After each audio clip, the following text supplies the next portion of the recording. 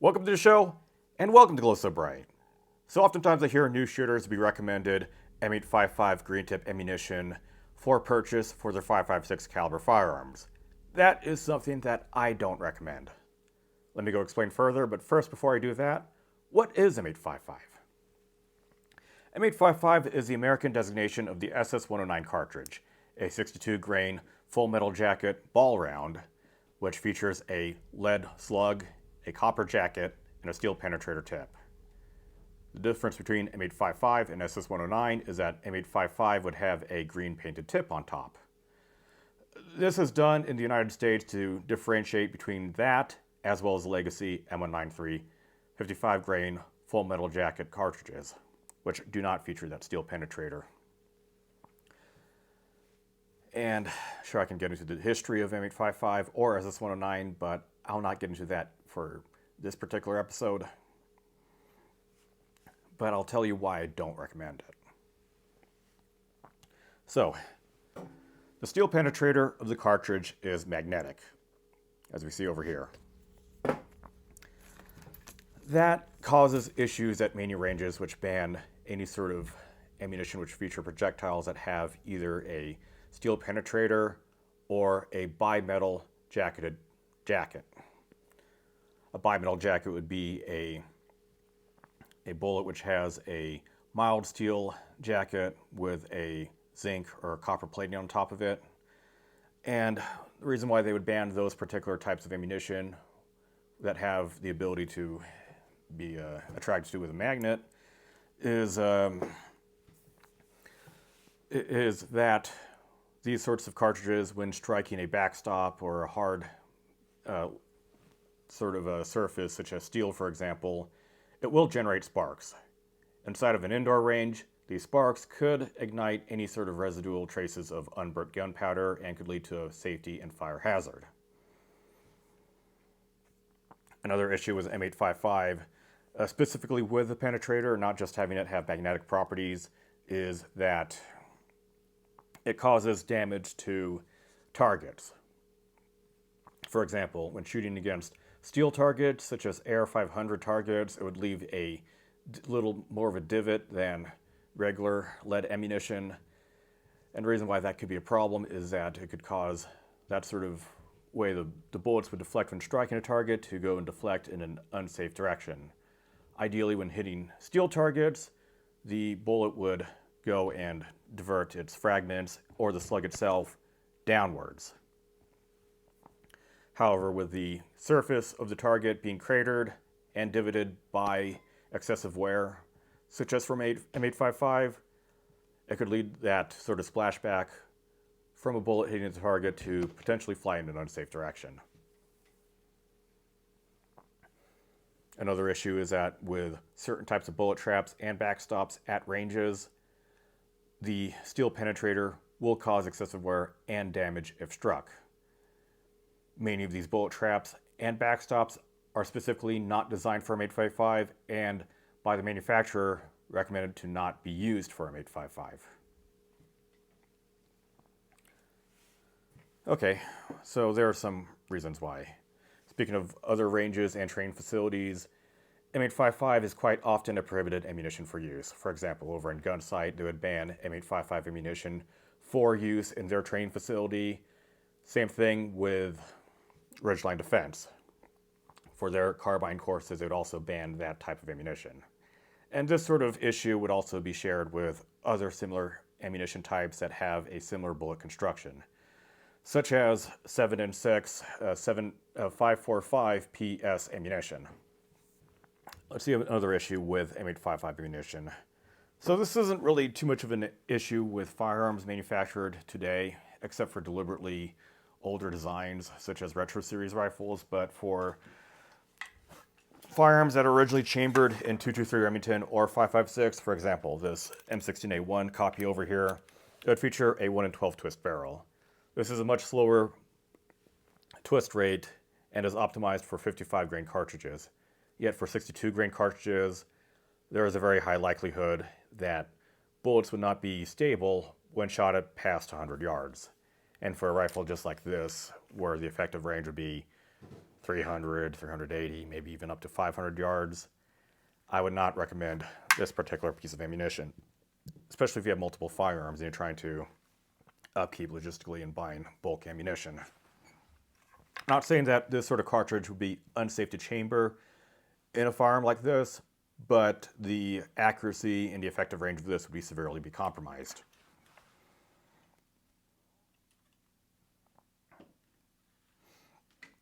And how these cartridges came to existence was that barrels in firearms would change from a 1/12 twist rate to a 1/9 or even a 1/7 twist rate to facilitate the heavier 62 grain bullet.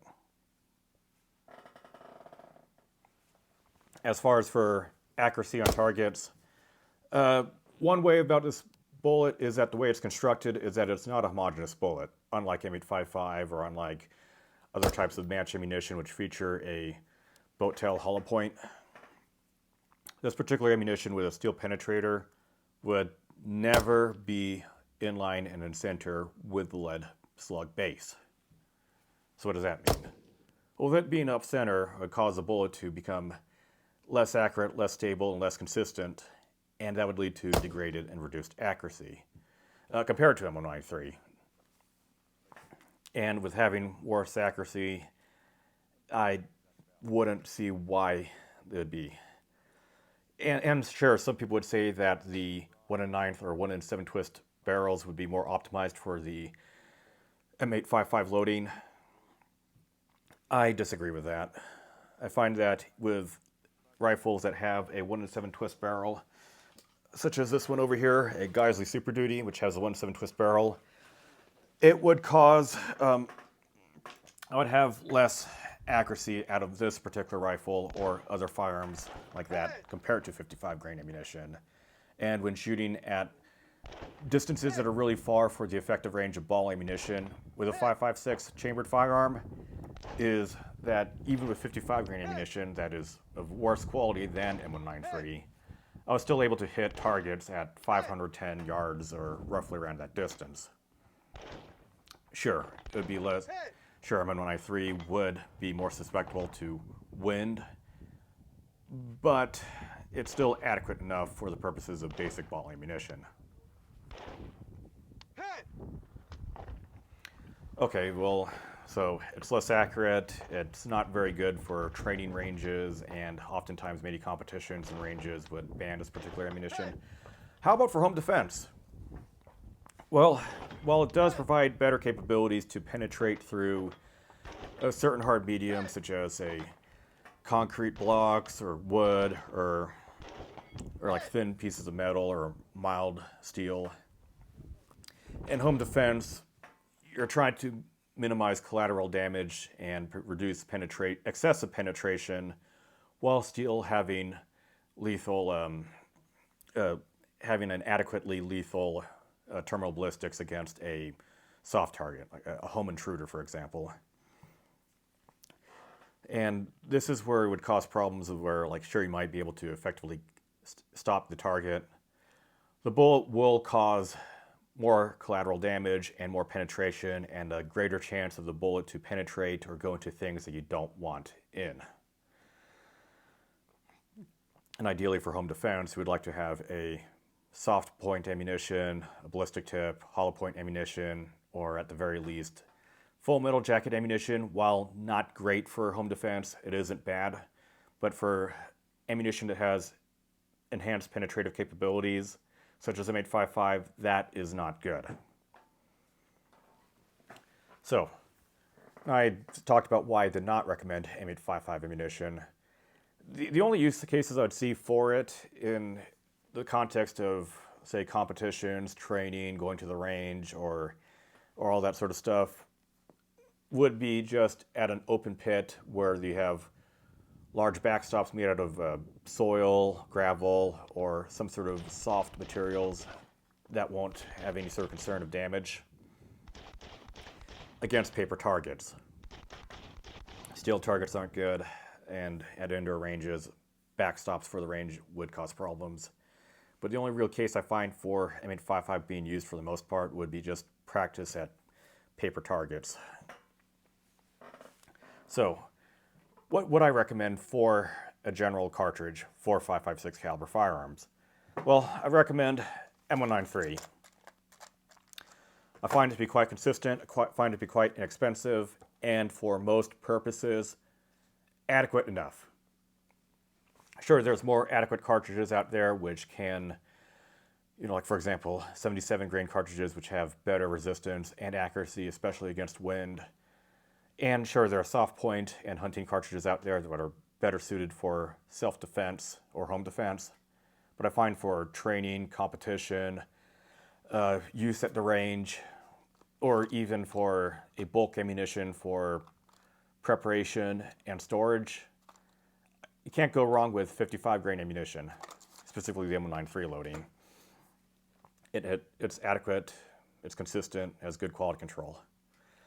Certain other loadings, for example, by other manufacturers like GGG, for example, is the benchmark cartridge for non-match 5.56 ammunition in use in 9-hole reviews for their 5,500 yard known distance rifle evaluation and testing. But otherwise, like I find this stuff, you can find it for like 43 cents a round, 40, which is comparable, if not cheaper than M855. And for many novice shooters out there who don't have the ability to exploit the better accuracy of, say, 75, 68, or 77 grain match ammunition, I find that 55 grain M193 is just good enough. It's widely available, it's consistent, and it's of good quality. And with M855 being less accurate, less suited for most ranges or even prohibited, and be less accurate and having excessive penetration for home defense, I would not recommend it. And if you do learn something today, if you do enjoy this video, go ahead, give it a like. If you don't, give it a dislike. Comment down below on what you think. Read the video description. If you'd like to financially support the channel, go and subscribe to Subscribestar or donate to the Ko-fi link down below. Look at other related videos on me shooting this particular ammunition, why it performs worse over other loadings, especially M193. And the best way to show support for the channel is to subscribe and share. Doing so will help the channel grow and will help push videos just like this where it has educational material over complete slop and brain rot. So, on this video on why I don't recommend M855 ammunition is brought to you by Glow So Bright. Thank you very much for watching.